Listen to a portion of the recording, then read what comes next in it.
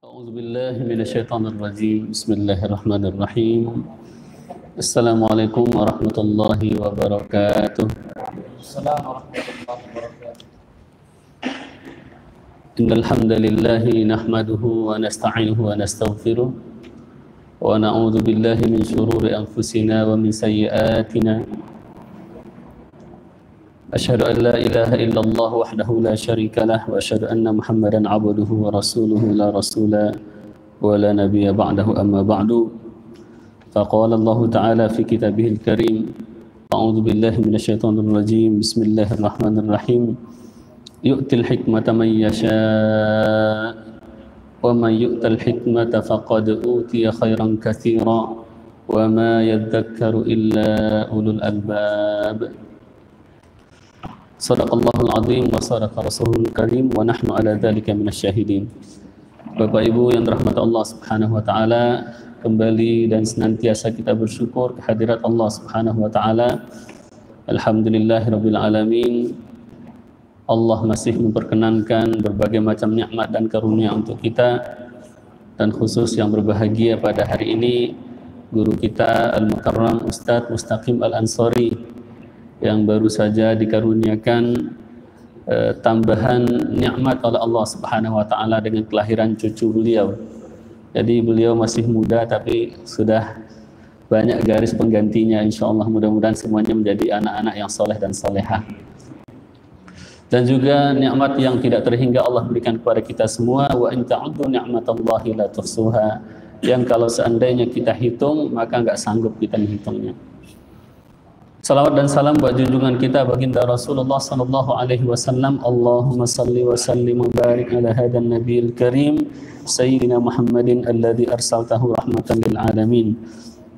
Bapak Ibu yang dirahmati Allah Subhanahu wa taala, kita lanjutkan kajian Al-Hikam yang telah diwariskan oleh Al-Imam Ibnu Athaillah As-Sakandari. Semoga Allah meridhoinya, mengampunkan dosanya, melapangkan kuburnya, dan mengumpulkan beliau bersama para syuhada, para anbiya, para siddiqin, dan para solehin. Beliau mengatakan pada hikmah yang ke-26 kalau di dalam kitab ini, karena setiap kitab itu biasanya dia memberikan nomor yang berbeda-beda. Penomorannya tidak sama antara satu kitab dengan kitab yang lainnya. Dia mengatakan min alamatin nujhi fin nihayat ar-ruju'u ila Allah fil bidayat. Di antara tanda, makanya apapun yang kita kerjakan, kita mau makan dengan nama Allah, kita mau apa saja, bahkan kita mau bekerja pun kita memulainya dengan nama Allah. Kita keluar dari rumah kita, kita langkahkan kaki kita yang kanan, kemudian kita membaca nama Allah, Bismillahi tawakkaltu 'ala Allah. Dengan nama Allah aku bertawakal kepada Allah. Jadi dimulai dengan yang baik. Bahkan kita masuk WC pun kita menyebut nama Allah. Sebelum kita masuk kita berdoa kepada Allah. Allahumma inni, kita sebut nama Allah. Ya Allah, aku berlindung kepadamu minal khubuthi wal khabaithi. Kita doakan diri kita agar kita ketika kita masuk kita dijaga oleh Allah Subhanahu wa taala. Bahkan ketika kita berhubungan yang sangat intim pun kita diajarkan untuk membaca nama Allah.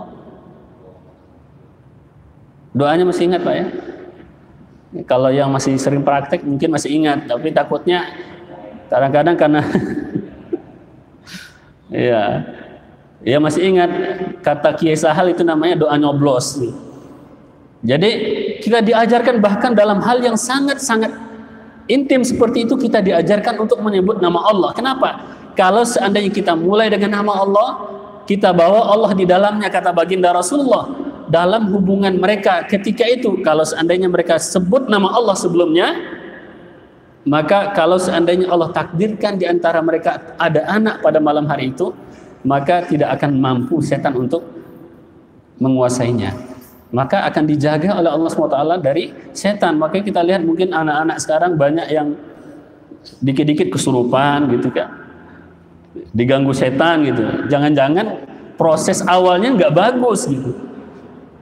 Jangan-jangan dari awalnya baik dari yang suami ataupun dari yang istri Mungkin proses awalnya nggak bagus, tapi kalau dimulai dengan nama Allah, dengan cara yang baik, insya Allah akan dijaga oleh Allah. Maka ini rahasianya kenapa kita, apapun yang kita kerjakan, kita ikuti tuntunan baginda Rasulullah, yaitu dengan memulainya dengan nama Allah Subhanahu wa Ta'ala, apa saja. Kemudian Bapak Ibu yang dirahmati Allah Subhanahu wa Ta'ala, banyak contoh di dalam kehidupan kita perkara yang dimulai dengan cara yang tidak baik. Mohon maaf, misalkan ada yang menikahnya karena MBA, married by accident, nikah juga tapi karena sudah kecolongan duluan, ujung-ujungnya belakangnya nggak enak karena nikahnya terpaksa, bukan lagi atas nama Allah. Memang disebut nama Allah ketika menikah, akan tetapi dorongannya sudah karena keterpaksaan, maka ujung-ujungnya nggak enak. Apalagi kalau seandainya yang misalkan pernikahannya istilahnya kawin lari, Pak ya. Memang ada kawin lari ya. Aku nikahkan sambil lari gitu ya. Ya artinya dia bawa kabur anak orang, kemudian dia nikah di sana karena nggak disetujui orang tua.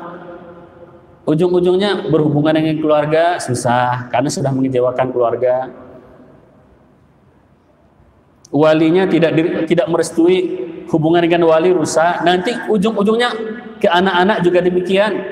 Jadi ini efeknya, efek belakangnya. Kenapa? Karena dimulai dengan sesuatu yang tidak bagus. Maka kata Imam Ibnu Athaillah Sekandari, kalau kita ingin melihat apakah akhir daripada usaha kita, daripada amal kita adalah kebaikan, sukses, maka kita lihat bagaimana kita memulainya.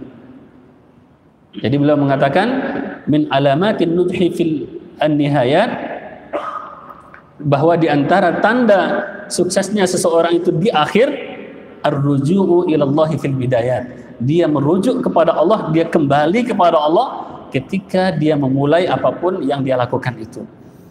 Bapak Ibu yang dirahmati Allah Subhanahu wa Ta'ala, di dalam urusan kerja juga demikian.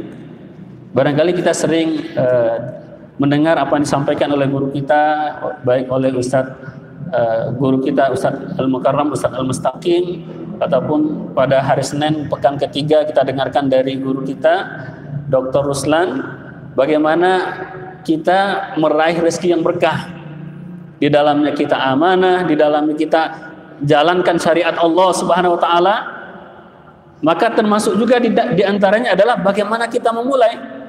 Mau masuk jadi PNS tapi nyogok dulu, nanti susah kalau udah nyogok dulu. Nanti minimal dia akan nyari dulu bagaimana supaya sogokan dia dulu tuh pulang dulu, balik dulu modalnya. Mau jadi anggota legislatif juga demikian, sebar sana sebar sini, sedekah sana sedekah sini, tujuannya bukan untuk Allah tapi hanyalah untuk meraup suara. Awalnya nggak bagus, ujung-ujungnya ketika menjabat mulutnya sudah nggak bisa ngomong. Tugasnya adalah bikin undang-undang, akan tetapi dia bikin undang-undang untuk orang, bukan untuk masyarakat yang telah dia wakili. Ini karena apa? Karena awalnya sudah tidak bagus. Demikian juga seterusnya. Jadi kepala desa, camat, bupati, gubernur, presiden, atau apapun juga, kalau awalnya tidak bagus, maka pasti ujungnya tidak bagus. Bapak Ibu yang dirahmati Allah Subhanahu wa Ta'ala, jadi ini hikmah yang sangat singkat, akan tetapi maknanya sangat dalam, supaya kita memulai segala sesuatu dengan baik.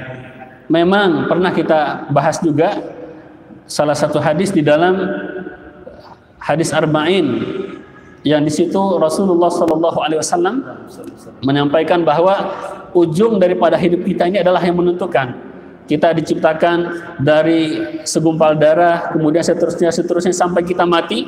Sebelum kita mati, ada yang dari kecil melakukan amal soleh, sebelum mati dia melakukan amal yang buruk sehingga masuk neraka. Awalnya bagus tapi ujungnya tidak bagus.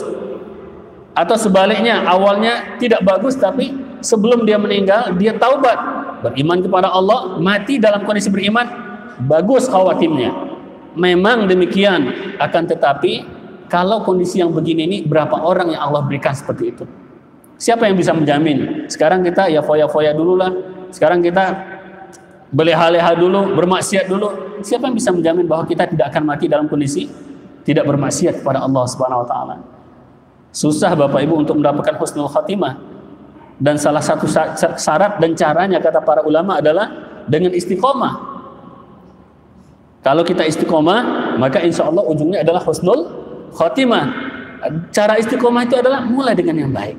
Kemudian kita jaga, memang untuk menjaga itu akan lebih susah kita rasakan dibandingkan dengan kita memulai. Dan itu dirasakan oleh banyak orang. Contohnya para mu'alaf. Jadi banyak mu'alaf itu dari awal semangatnya sudah kuat, sudah bersahadat. Awalnya bagus, dapat lingkungan yang bagus. Ketika dia dihadapkan dengan kehidupan yang real, ketika dia diizinkan untuk berjalan sendiri oleh Allah Subhanahu wa taala, sudah jauh dari orang-orang yang selama ini menyemangatinya, maka kemudian mulailah kehidupan dia mulai goyah. Akhirnya sebagian daripada mereka ada yang kembali lagi kepada keyakinan mereka yang sebelumnya yang sebenarnya tidak mereka yakini. Nah, karena memang untuk menjaga itu berat. Dan untuk menjaga yang berat itu adalah kuncinya adalah istiqomah. Disitulah Allah SWT mengatakan wasta'inu bis-sabri was-salah. Minta tolonglah kalian dengan sabar dan salat, kata Allah Subhanahu wa taala. Bapak Ibu rahmat Allah SWT. Kemudian kata beliau juga, kata Imam Ibnu Athaillah Sakandari, man asyraqat bidayatuhu asyraqat nihayatuhu. Barang siapa yang bercahaya, bersinar awal daripada perbuatannya, maka akhir daripada perbuatannya itu juga akan bersinar. Jadi akhir daripada apapun yang kita kerjakan ataupun akhir daripada ajal kita itu ditentukan bagaimana cara kita memulai segala sesuatu dalam urusan kita. Mudah-mudahan Allah Subhanahu wa taala memberikan kepada kita petunjuknya, diberikan kepada kita keistiqomahan, bekal sabar yang cukup untuk kita untuk melewati berbagai macam ujian yang akan Allah berikan kepada kita di dalam kehidupan kita di dunia ini. Allahumma amin ya rabbal alamin. Subhanakallahumma bihamdika asyhadu an la ilaha illa anta nastaghfiruka wa natubu ilaik. Wassalamualaikum warahmatullahi wabarakatuh.